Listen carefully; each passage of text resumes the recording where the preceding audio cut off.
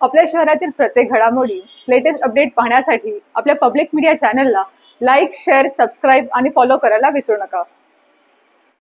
अंबरनाथ पालिकेच्या निवडणुकीसाठी येत्या काही दिवसात आचारसंहिता लागण्याची दाट शक्यता आहे आणि अवघ्या महिनाभरात किंवा दीड महिन्यात पालिकेच्या निवडणुका पार पडणार आहेत।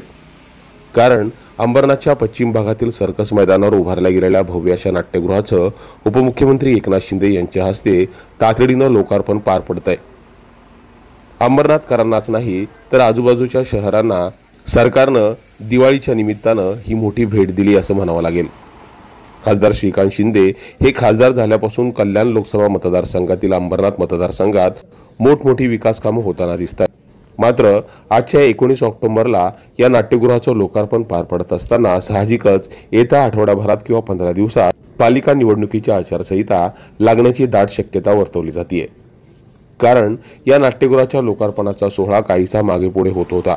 मात्र 19 ऑक्टोबरला हा लोकार्पण सोहळा पार पडणार असल्याची घोषणा शिवसेनेने केली।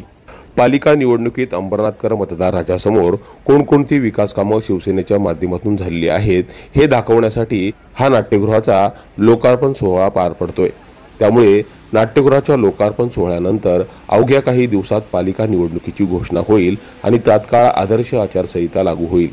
त्यामुळे हा लोकार्पण सोहळा म्हणजे निवडणुकीचे चाऊल आहे एवढं मात्र निश्चित। Public media bureau report.